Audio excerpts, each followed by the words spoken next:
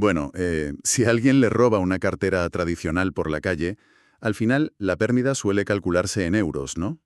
Y claro, en un par de visitas bastante tediosas para renovar el carné de identidad o cancelar las tarjetas del banco. Ya, es una molestia enorme, desde luego. Es una molestia, sí. Pero, o sea, si ese mismo ladrón se lleva el pequeño rectángulo de cristal y metal que todo el mundo lleva ahora mismo en el bolsillo, la cosa cambia. No se lleva simplemente un objeto de valor material. ¿Qué va? Es que se expone una vida entera. Hablamos de una brecha de seguridad que abarca, pues, desde la cuenta bancaria hasta los recuerdos más íntimos, ¿verdad? Totalmente cierto. Es que, a ver, hablamos de una ventana directa a la intimidad más absoluta, porque ahí residen las conversaciones privadas, el registro de los lugares exactos que frecuentamos a diario, el acceso a la banca electrónica. Madre mía, ¿historiales médicos también? Exacto. Historiales médicos, fotografías, vídeos personales. O sea, es un nivel de vulnerabilidad monumental. Y lo curioso de todo esto es que la sociedad moderna lo ha integrado y lo ha aceptado con una naturalidad pasmosa. Sí, como si nada. Claro, casi sin ser consciente de la magnitud real del riesgo que supone llevar todo eso encima. Es fascinante y, bueno, a la vez aterra un poco cuando se piensa fríamente. Por eso el análisis a fondo que tenemos entre manos hoy tiene una misión muy clara y yo diría que fundamental para quienes nos escuchan. Eso es. Vamos a sumergirnos en un documento que es auténtico oro puro. Me refiero a la Guía de Seguridad de Dispositivos Móviles, que ha sido elaborada conjuntamente por el INCIBE, o sea, el Instituto Nacional de Ciberseguridad, y la OSI, la Oficina de Seguridad del Internauta del Gobierno de España. Un material de primera, sin duda. Y hay un detalle crucial aquí.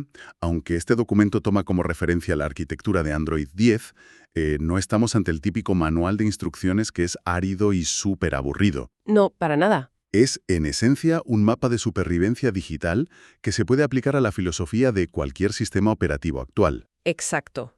El gran objetivo de esta charla que tenemos hoy es transformar lo que a menudo la gente percibe como una carga tecnológica abrumadora. No, Sí, algo incomprensible. claro. Me refiero a la ciberseguridad en general, pues queremos transformarlo en una serie de pasos lógicos, metódicos y, sobre todo, manejables. Me gusta eso. La idea es recorrer juntos el, digamos, ciclo de vida seguro de un terminal móvil y queremos transmitir a la audiencia que, con la configuración adecuada desde el primer segundo de uso, ese inmenso riesgo del que hablábamos antes, pues se minimiza de forma drástica. Claro que no hay que ser un hacker. ¿Qué va? No hace falta tener una ingeniería informática para levantar un muro infranqueable alrededor de nuestros datos. Vale, pues vamos a desgranar esto. Empecemos por el principio de todo, el desempaquetado. Ese momento crítico. Ese inconfundible olor a tecnología nueva. A ver, estrenar un móvil es exactamente igual que recibir las llaves de una casa recién construida. A nadie en su sano juicio se le ocurriría irse a dormir la primera noche dejando la puerta principal abierta de par en par. Y encima sin cerradura. Menuda locura sería eso. Pues según la guía del INCIBE, la primera línea de defensa debe establecerse en el instante preciso en el que la pantalla se ilumina por primera vez. Así es que no hay margen para la improvisación aquí. La guía marca unos primeros pasos que son innegociables y además secuenciales. Primero, la selección del idioma. Que, a ver, no solo es una cuestión de preferencia del usuario, sino que ajusta la zona horaria y sincroniza los protocolos de red básicos. Claro, tiene sentido. Y bueno, inmediatamente después el sistema solicita conexión a Internet. Y aquí el INCIBE hace una advertencia que es vital.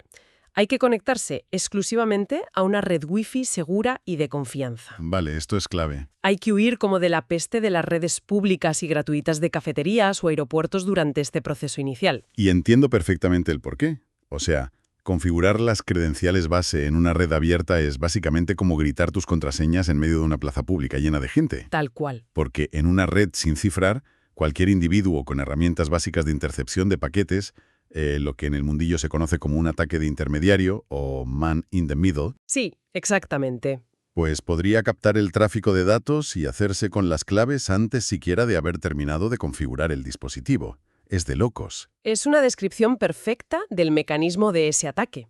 Por eso, buscar el refugio de la red doméstica es innegociable. Totalmente. Y bueno, una vez asegurada la conexión, el siguiente paso es la vinculación de la cuenta de Google, el correo de Gmail en este caso. Esto trasciende el simple hecho de enviar o recibir correos electrónicos, claro. Sí, es mucho más que eso. Es la piedra angular de todo el ecosistema. Actúa como la llave maestra criptográfica que permite, pues, acceder a la tienda oficial de aplicaciones, gestionar las copias de seguridad cifradas y habilitar funciones vitales. Como la geolocalización, ¿no? Eso es, la geolocalización remota del terminal por si se extravía. Siguiendo un poco con la analogía de la casa recién estrenada, una vez dentro hay que ponerle un cerrojo a la puerta principal para que nadie más entre. Lógico. Y la guía detalla todo un arsenal de métodos de bloqueo de pantalla, desde el clásico código PIN numérico y las contraseñas alfanuméricas complejas, hasta, bueno, el patrón geométrico. Ujú. Por supuesto, también se aborda la biometría, como el sensor de huellas dactilares y el reconocimiento facial tridimensional. El objetivo de esta barrera física es evidente, o sea, impedir que cualquier persona sin autorización expresa pueda sobrepasar la pantalla de inicio. Sí, pero fíjate, es muy importante recalcar que la biometría, aunque es comodísima para el día a día, actúa en realidad como un atajo. Un atajo. A ver, cuéntame más sobre eso. Sí, o sea, la verdadera fortaleza del sistema reside en el PIN o en la contraseña alfanumérica que respalda esa huella o a ese rostro. Si el PIN es débil, la biometría no sirve de mucho. Claro, es verdad, tiene todo el sentido. Pero, a ver, la guía va mucho más allá del acceso físico al aparato. Hace un hincapié absoluto en blindar la identidad digital mediante la verificación en 2 pasos. Ah, el famoso doble factor de autenticación. Exacto, el doble factor para la cuenta de Google. Esa es, para mí, una de las defensas más elegantes que existen en ciberseguridad, porque basar la seguridad únicamente en una contraseña es depender de algo que se sabe. Ujú. Y las cosas que se saben se pueden adivinar, se pueden robar o se pueden filtrar en Internet.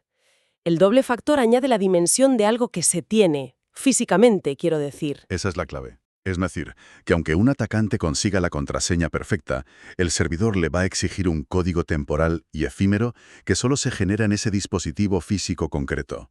Es, pues, como tener una caja fuerte, que además de requerir la combinación numérica perfecta, exige introducir una llave de titanio que es irreplicable. Es una analogía impecable.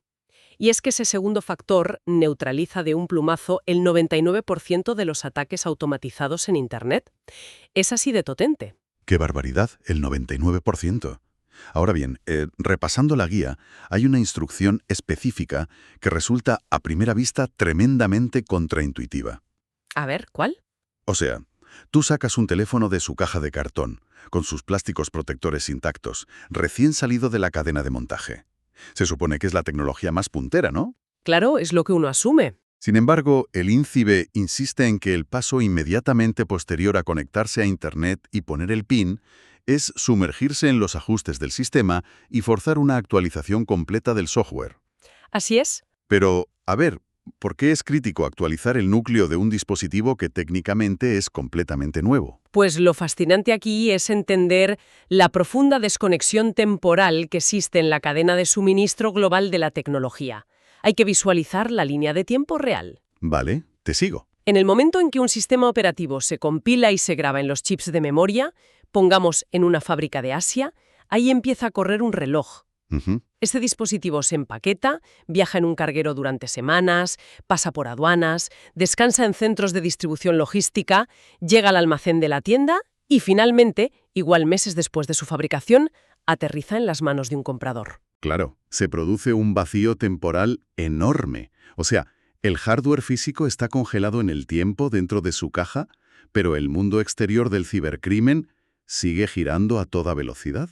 Exactamente. Durante esos 3, 4 o 6 meses de tránsito, la comunidad global de investigadores de ciberseguridad y también los ciberdelincuentes analizan el código de ese sistema sin descanso, Buscando las cosquillas. buscando vulnerabilidades, claro, y de forma inevitable descubren vulnerabilidades críticas de día cero, fallos en la arquitectura del software que permiten, pues, tomar el control del terminal. Madre mía. Por lo tanto, un teléfono que acaba de perder su precinto de plástico, a nivel lógico y de código, Es un colador lleno de agujeros documentados públicamente. ¡Qué fuerte! Las actualizaciones del llamado Día 1 son parches monumentales. Son auténticas reconstrucciones del código que tapan esas brechas descubiertas durante el viaje marítimo del teléfono. Sin esa actualización inmediata, el dispositivo es vulnerable desde el minuto 1. Es una perspectiva súper reveladora. El software envejece mientras el hardware viaja. Tal cual. Pero bueno, llegados a este punto, hemos levantado muros formidables. El sistema operativo está parchado, la puerta principal tiene un PIN robusto y la cuenta de Google está blindada con doble factor. Ya tenemos una fortaleza. Tenemos una fortaleza, sí. Sin embargo, tener una puerta principal blindada no sirve absolutamente de nada si al salir a caminar por la ciudad dejamos las ventanas invisibles de nuestra fortaleza abiertas de par en par. Las ventanas invisibles, me gusta el término. Y con esto me refiero al espectro de las conexiones inalámbricas y, bueno, a la gestión de las aplicaciones. El terreno de las puertas invisibles. Es aquí justo donde la mayoría de los usuarios comprometen su seguridad por mera conveniencia. Por pereza, básicamente. Totalmente. La guía del INCIBE pone un foco intenso en la gestión del Wi-Fi, la creación de puntos de acceso portátil para compartir datos, el Bluetooth y la tecnología NFC. Y la directriz que establecen es una regla de oro tan sencilla como sistemáticamente ignorada por todos. A ver. Hay que desactivar estos protocolos de comunicación por radiofrecuencia inmediatamente después de haber concluido su uso. Y la lógica detrás de esto es aplastante. O sea, caminar por una estación de tren abarrotada con el NFC o el Bluetooth emitiendo señales constantemente, buscando dispositivos con los que emparejarse, es equivalente a pasear entre una multitud llevando la cartera abierta y asomando por el bolsillo trasero del pantalón. Es una invitación formal a que te roben. Una invitación formal a sufrir una intrusión, sí. Entiendo que mantener el Bluetooth en modo visible permite que escáneres maliciosos identifiquen el dispositivo. Y claro, intentan forzar un emparejamiento no autorizado. Eso es. Pudiendo inyectar cargas útiles, es decir, archivos maliciosos ocultos, o incluso extraer directorios de fotografías. Así operan los ataques de proximidad, efectivamente. Y fíjate, el caso del NFC es aún más delicado debido a su naturaleza. ¿Por qué? Porque la tecnología de comunicación de campo cercano, el NFC, es el protocolo subyacente que permite pagar en los datáfonos simplemente acercando el móvil. Claro, los pagos sin contacto. Eso es. Si el NFC permanece activo permanentemente sin ningún control de autenticación riguroso, un delincuente equipado con un terminal de cobro camuflado o un lector RFID potente podría rozar el bolsillo de una persona en un vagón de metro y ejecutar un cargo fraudulento. Madre mía, sin que te des cuenta. Un cargo de pequeña cantidad sin levantar la más mínima sospecha, o incluso leer los datos en bruto de las tarjetas bancarias virtualizadas en el sistema. O sea, ¿es literalmente posible sufrir un robo de dinero o de credenciales por un simple roce físico en el transporte público? Es que tiene tela. Tiene mucha tela, sí. Apagar esas conexiones no cuesta nada y cierra ventanas de riesgo enorme. Pero, a ver, pasemos al siguiente vector de ataque. El software de terceros, las aplicaciones. Vale. La guía subraya la importancia de descargar software exclusivamente desde la Play Store oficial de Google, analizar las valoraciones, revisar la reputación del desarrollador e incluso contemplar un antivirus oficial. Medidas de higiene básicas. Pero aquí es donde se pone muy interesante. Mucha gente asume ciegamente que si una aplicación ha logrado entrar en el catálogo oficial de Google, pues ya está bendecida. O sea que ha pasado todos los filtros de seguridad imaginables y es 100% inofensiva. Ya, el falso sentido de seguridad. Claro. Sin embargo, imagino que los algoritmos de revisión automática de Google no siempre pueden predecir el comportamiento malicioso a largo plazo, especialmente cuando se trata de abusar de funciones legítimas del teléfono, ¿no? Si conectamos esto con el panorama general de la industria tecnológica y la economía de los datos, nos damos cuenta de que el perímetro de seguridad de las tiendas oficiales es bastante poroso. O sea, se escanean los códigos en busca de virus conocidos, sí. Pero el verdadero caballo de Troya moderno rara vez es un virus destructivo tradicional de los de antes. ¿Y qué es entonces? Son los permisos del sistema operativo. Constantemente logran colarse aplicaciones que parecen herramientas inofensivas, pero cuyo verdadero modelo de negocio es la extracción masiva de información a través de los permisos. Permisos que además damos nosotros. Exacto. Permisos que el propio usuario les concede voluntariamente durante la instalación. Los famosos y temidos cuadros de diálogo de permisos. Esas ventanas emergentes a las que la inmensa mayoría de la población pulsa aceptar de manera compulsiva, sin leer una sola línea. Sí, sí, en piloto automático. Guiados por la urgencia de utilizar la aplicación cuanto antes. Es de locos. Y ese automatismo es el mayor fallo de seguridad de la cadena humana. Cuando una aplicación solicita un permiso, está pidiendo al sistema operativo, a Android, que le abra una vía de acceso directo a los sensores de hardware o a las bases de datos internas del teléfono. Claro. Por eso, la guía del INCIBE nos invita a aplicar un filtro de escepticismo lógico. Pongamos un ejemplo clásico, muy de cajón. Si se descarga una sencilla aplicación de linterna, cuyo único propósito técnico es encender el flash de la cámara, Sí. ¿existe alguna justificación técnica concebible para que exija acceso continuo a la antena GPS de geolocalización, al micrófono y a la agenda completa de contactos? Absolutamente ninguna, a no ser que la linterna tenga el oscuro deseo de trazar perfiles de movimiento diario, escuchar el entorno y triangular las relaciones sociales de la persona basándose en su agenda telefónica. Ahí le has dado. Todo ello para empaquetar esos metadatos y venderlos a empresas de análisis publicitario o, bueno, a actores bastante más nefastos. Exacto. Al aceptar permisos sin ningún criterio, no se sufre un robo de datos. Se están entregando las llaves del archivo más íntimo de forma 100% voluntaria. Es un regalo. Por eso resulta vital auditar regularmente el apartado de permisos en los ajustes del sistema, revocando cualquier acceso que carezca de correlación directa con la función principal de la app. Auditar y revocar. Es una disciplina de higiene digital básica que cierra las fugas de información silenciosas. A ver, llegados a este punto, hemos blindado el software operativo, cerrado las brechas de las redes inalámbricas y contenido la set de datos de las aplicaciones. A nivel lógico, el dispositivo es un fortín. Lo es. Pero, ¿qué sucede cuando el desastre escapa del mundo digital y entra en el plano físico? Hablo de contingencias insalvables como que el dispositivo se caiga al fondo de un río, se olvide irremediablemente en la parte trasera de un taxi o, bueno, sea sustraído violentamente en la calle.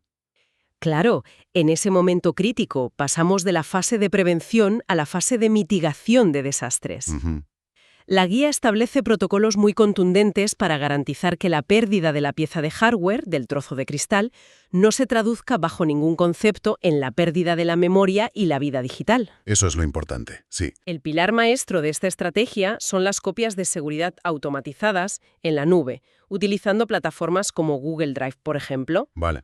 Al mantener esta función activa y sincronizada, la agenda, las configuraciones del sistema, los mensajes y todo el archivo fotográfico residen servidores externos redundantes.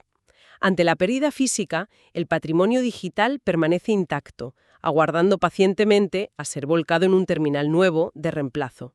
Una red de seguridad fundamental para recuperar la normalidad operativa, pero visto que el documento oficial va un paso más allá. Sí. No solo se preocupa por recuperar los datos, sino por proteger celosamente la información que ha quedado atrapada físicamente dentro del aparato perdido. O sea, asegurando que quien lo encuentre jamás pueda leerla. Hablamos de la encriptación o el cifrado. Un tema vital, sí. Y aquí es donde necesito detener un poco la marcha. Entonces, ¿qué significa todo esto exactamente? Porque al leer la guía señala que a partir de Android 10, el almacenamiento interno del teléfono móvil ya aplica algoritmos de cifrado de forma predeterminada desde la fábrica. Así es. Sin embargo, hace una advertencia en mayúsculas. Si el terminal dispone de una ranura de expansión y se ha insertado una tarjeta de memoria microSD externa, el usuario debe navegar por los ajustes y ejecutar el cifrado de esa tarjeta de forma completamente manual. Entiendo que la memoria interna soldada a la placa base utiliza las claves criptográficas gestionadas por el procesador seguro del móvil, pero la tarjeta SD externa actúa como una unidad de almacenamiento cruda e independiente. ¿Es así? Es una deducción técnica muy precisa. Para comprender la magnitud de este riesgo hay que visualizar la mecánica del cifrado simétrico. Cifrar no es ocultar una carpeta en un menú.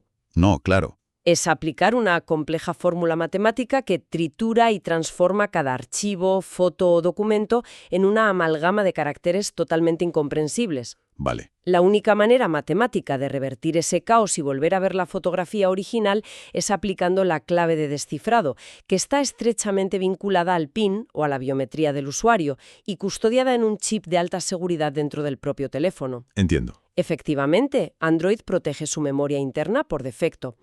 Pero la tarjeta microSD es modular, está diseñada para ser portátil. Si no se fuerza el cifrado desde los menús de seguridad, esa tarjeta no es más que un disco duro en miniatura sin ningún tipo de candado. Madre mía, es decir, que el muro impenetrable que supone el reconocimiento facial avanzado o un PIN de 8 dígitos en la pantalla de bloqueo es una completa ilusión óptica si los datos sensibles se guardan en una tarjeta SD sin cifrar. Exacto. Cualquiera que recoja ese teléfono perdido en la calle no necesita intentar adivinar el PIN ni hackear el sistema operativo para nada. ¿Qué van? ¿No le hace falta? Le basta con extraer físicamente la bandeja de la tarjeta, sacar ese minúsculo chip del tamaño de una uña e insertarlo en un adaptador de cualquier ordenador portátil convencional. El sistema operativo de ese ordenador montará la unidad y leerá absolutamente todo el directorio de archivos en texto plano. ¿Así de sencillo? Saltándose olímpicamente todas las medidas de seguridad del teléfono, porque dichas medidas protegen el acceso lógico a través del software del móvil, no los datos en bruto de un almacenamiento externo. Es que es brutal. Al forzar el cifrado de la tarjeta SD a través de los ajustes del móvil, el sistema reescribe todos los archivos de la tarjeta utilizando una clave criptográfica que solo reside en ese terminal específico. De este modo, la tarjeta queda emparejada indisolublemente al hardware del teléfono.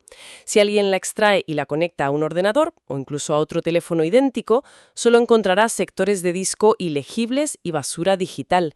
Es una barrera infranqueable. Es fascinante y aterrador a partes iguales pensar en la cantidad de tarjetas SD llenas de fotos íntimas que viajan sin cifrar en el metro cada día. Muchísimas, muchísimas. Y hablando de atenuar los efectos de una pérdida física, la guía también desglosa la utilidad de la herramienta Encontrar mi dispositivo de Google.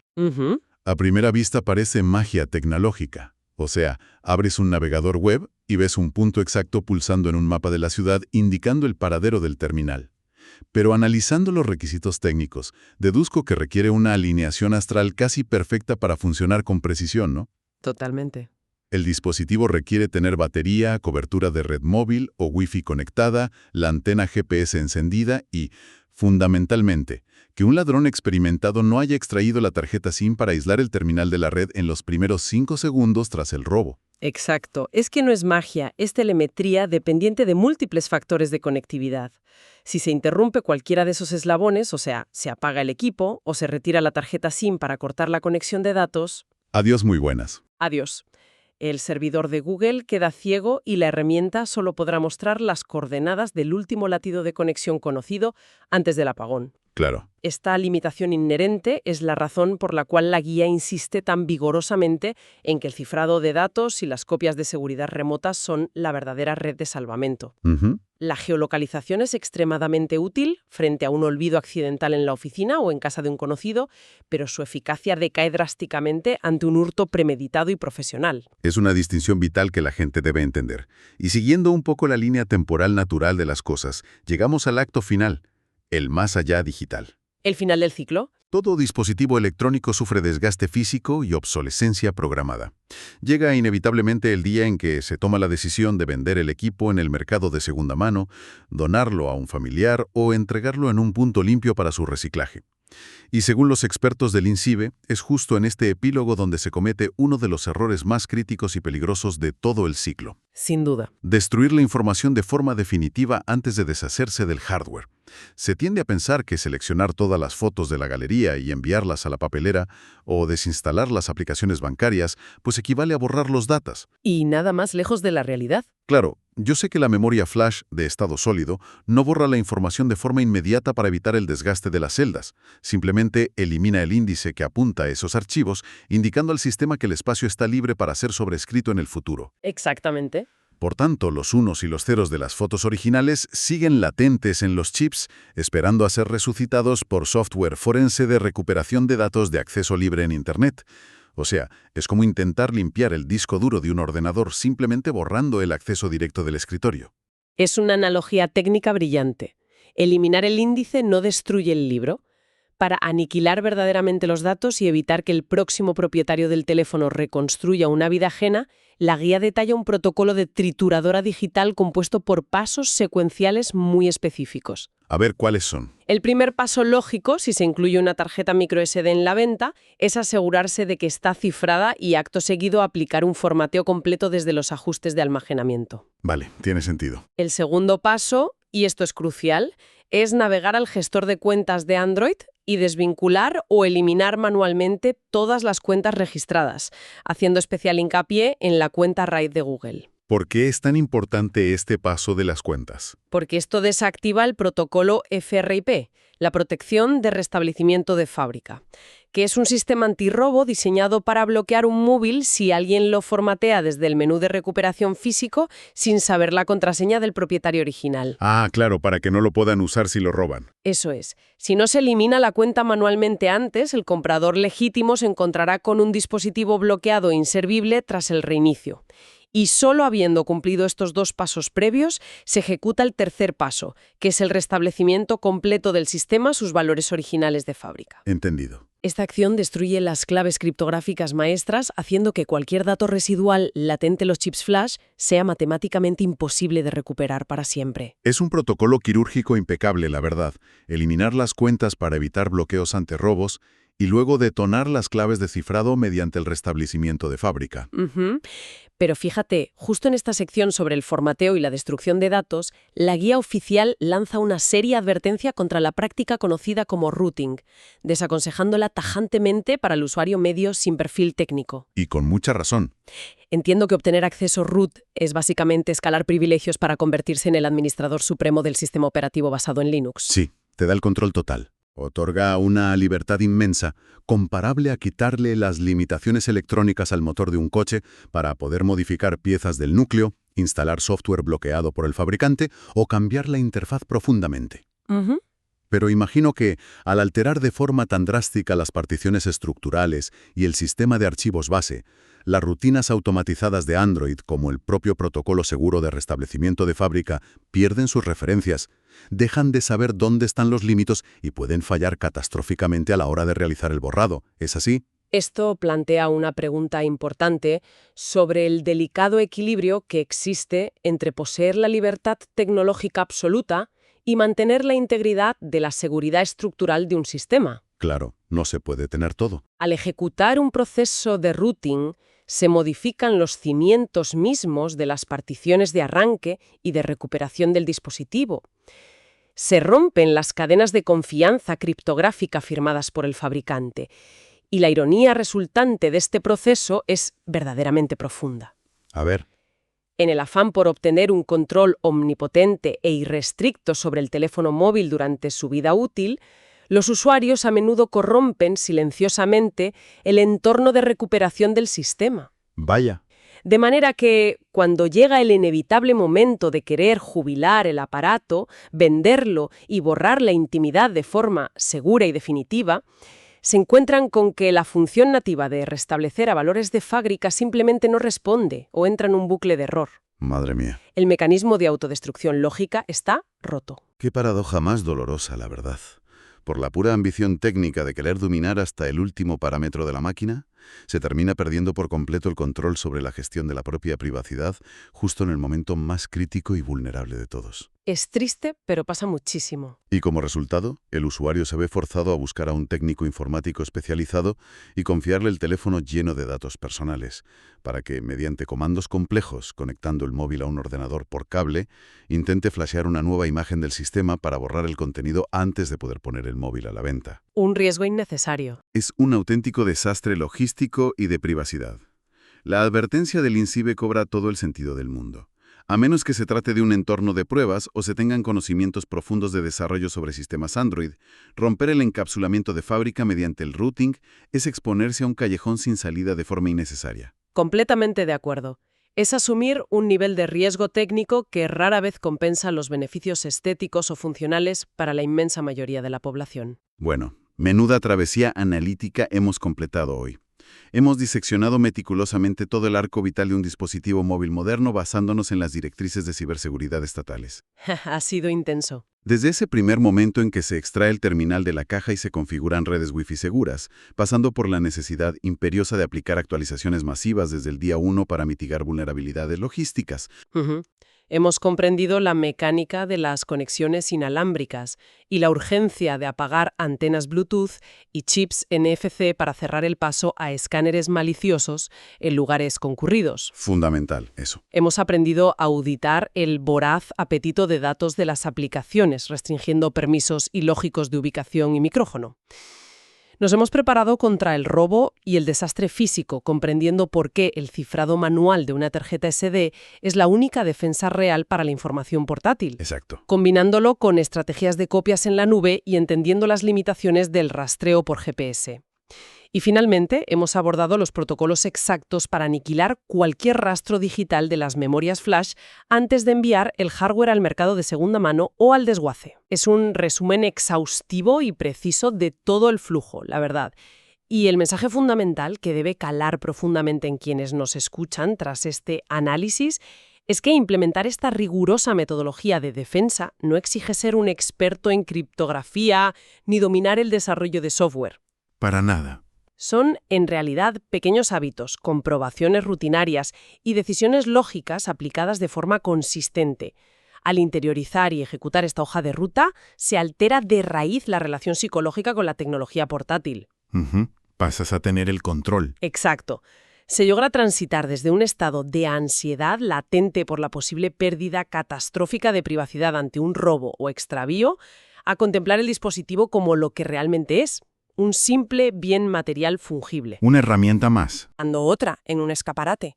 Pero tener la garantía matemática y absoluta de que la intimidad familiar, financiera y personal permanece inviolable frente a terceros es algo que carece de precio. Es la definición exacta de recuperar el control y la tranquilidad operativa, sin ninguna duda. Pero, antes de poner el punto final a este análisis a fondo, hay un matiz, una última reflexión que resulta imperativo dejar flotando en el aire. A ver. A lo largo de todo este recorrido, hemos estructurado una defensa técnica formidable orientada a protegernos de las amenazas externas y no autorizadas. Hemos levantado escudos contra delincuentes que roban móviles en el metro, contra piratas informáticos que interceptan tráfico Wi-Fi en cafeterías y hemos cifrado memorias para evitar miradas indiscretas. Hemos construido un fortín alrededor de nuestra intimidad.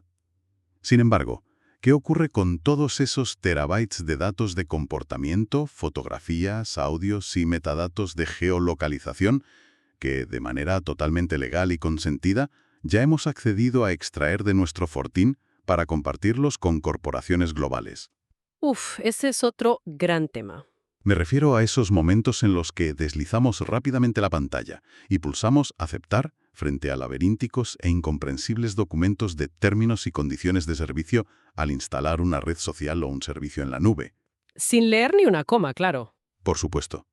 Por muy impenetrables que sean los algoritmos de cifrado simétrico que protegen el chip de memoria en nuestro bolsillo y por muy complejo que sea el PIN de nuestra pantalla, ¿existe alguna posibilidad técnica o incluso legal de recuperar el control real sobre toda aquella información sensible que ya hemos cedido voluntariamente? Es una pregunta muy incómoda. Información empaquetada y procesada en servidores al otro lado del planeta, cedida mediante un simple y distraído toque de confirmación en una pantalla táctil. Es un ángulo del concepto de privacidad monumentalmente complejo que da para reflexionar en profundidad y cuestionar el verdadero valor de nuestros datos en la era digital. Y con ese pensamiento lo dejamos por hoy.